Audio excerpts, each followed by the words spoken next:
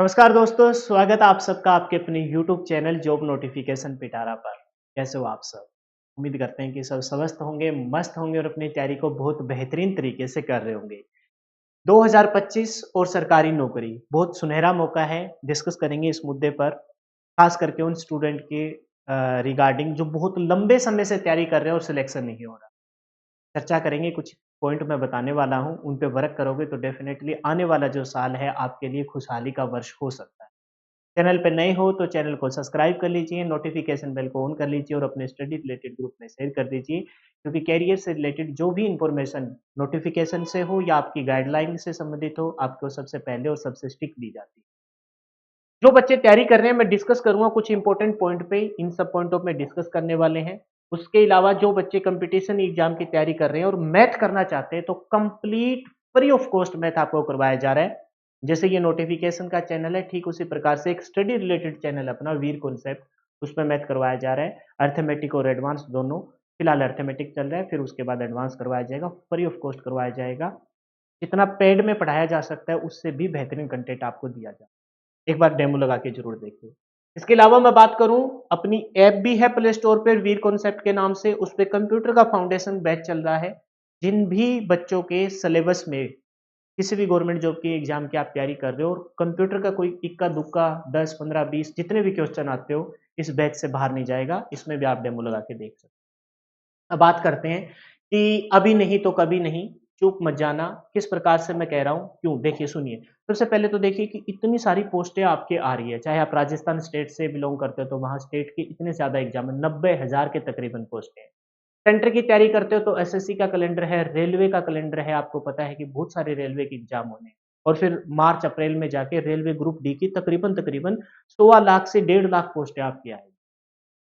हरियाणा के एग्जाम की तैयारी कर रहे हो तो हरियाणा सीईटी आपके पास है, और पंजाब की तैयारी कर रहे हो तो पंजाब में भी बहुत सारे एग्जाम आपको पता है कि गवर्नमेंट के मिड में आके ना बहुत सारी पोस्ट निकलती है, और गवर्नमेंट के जो सेशन होता है, टर्नओवर होता है 5 साल का, उसके एंड तक जाते जाते सारी पोस्टों को पूरा कर दिया। लेकिन बच्चा करे क्या, किस प्रकार से प्रिपरेशन किस प्रकार से करे, तो ये कुछ एक की पॉइंट मैंने लिखे, इन पे वर्क कीजिए। डेफिनेटली मैं इस रास्ते से चला हूं, और मैं नहीं, हर वो सक्सेसफुल पर्सन जिसने गवर्नमेंट जॉब के सेक्टर में सक्सेस हासिल की है, वो इन्हीं कुछ रास्तों से होकर गुजरा है, तभी उसको सक्सेस। सबसे पहले तो जिस भी आप एग्जाम की तैयारी कर रहे हो, जो भी आप एग्जाम की तैयारी कर रहे हो, सबसे पहले तो आपके पास उसका ना कंप्लीट सिलेबस होना चाहिए। यानी कि ये मत सोचिए कि भाई आपने मतलब कोई फॉर्म भर दिया और वैसे ही पढ़ना स्टार्ट कर दिया। अगर आपके पास, मान के चलो आप दिल्ली पुलिस की तैयारी कर रहे हो, ठीक है, दिल्ली पुलिस की तैयारी, आपके पास कंप्लीट उसका सिलेबस होना बहुत जरूरी है। आप हरियाणा सीईटी की तैयारी कर रहे हो, एचएसएससी सीईटी की तैयारी कर रहे हो, तो आपके पास इसका भी कंप्लीट सिलेबस तो पता होना चाहिए। आप छोड़िए, आप रेलवे ग्रुप डी की तैयारी करोगे, है ना, अभी आप तक पलवान कर रहे हो कि रेलवे ग्रुप डी की तैयारी करूंगा मैं और बाकी तो मेरी बस का नहीं है, ये आपकी थिंकिंग है। हालांकि बस का नहीं है ये बात बहुत गलत है ना। आपने खुद को अब तक आंका ही कहाँ है, अभी तो पूरा समंदर बाकी है ना पार करने की। ऐसा मत सोचिए। मैं कह रहा हूं कि भी आपने जो भी एग्जाम का फॉर्म भरना है या भर रखा है, तो सबसे पहले उसके पास, आपके पास का सिलेबस होना, कंप्लीट सिलेबस होना चाहिए। अब सिलेबस होने के बाद आप या तो किसी ऑनलाइन प्लेटफॉर्म से पढ़ोगे या किसी ऑफलाइन प्लेटफॉर्म से पढ़ोगे, है ना। ऑनलाइन पढ़ो चाहे ऑफलाइन पढ़ो, और मैं कहता हूं कि भाई चाहे आप पढ़ो बुक से, ये कोई फर्क नहीं पड़ता।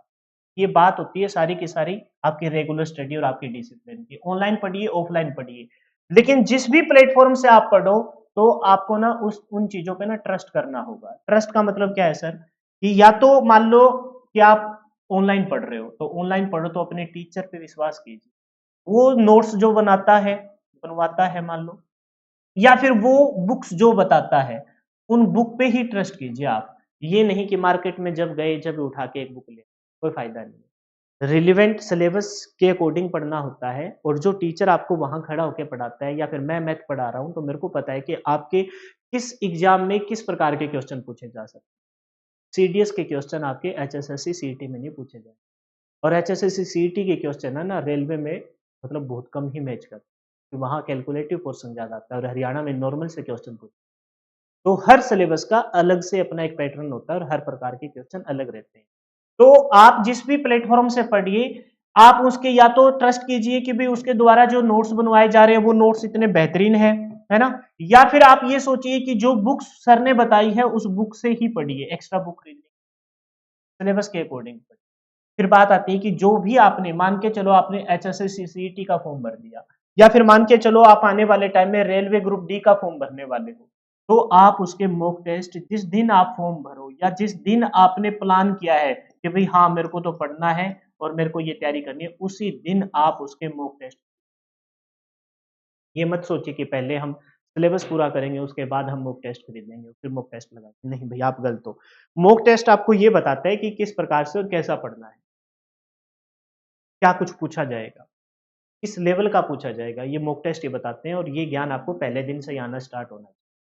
ये 3 बात हो गई। चौथी बात, रिवीजन मस्ट है। बच्चे क्या करते हैं, पढ़ते ही जाते हैं, पढ़ते ही जाते हैं। मतलब कोई पढ़ने वाले कुछ एक बच्चे तो इतने सीरियस होते हैं कि 18-18, 16-16, 8 घंटे पढ़ लेते हैं, लेकिन पढ़ते जाते हैं आगे की सेंस। बेटा ये एक भवंडर है, मतलब इसमें ना इस प्रकार का सर्कल बना, मतलब आपने बिल्कुल जीरो से स्टार्ट किया है तो बहुत अच्छी बात है, कोई फर्क नहीं पड़ता, लेकिन आपका हर दिन यहीं से इसी पॉइंट से स्टार्ट होना चाहिए। कहने का मतलब आपके लिए रिवीजन मस्ट है। यानी कि आज आपने पूरे दिन पढ़ा है, मान के चलो आज 15 तारीख है, 15-12 है ना 2024 है।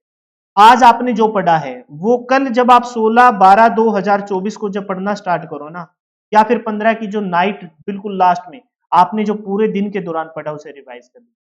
16 तारीख को पढ़ना स्टार्ट करो और मान के चलो आप हिस्ट्री कर रहे हो फिलहाल, है ना, सारा सिलेबस नहीं रिवीजन होता, मेरे को भी पता है।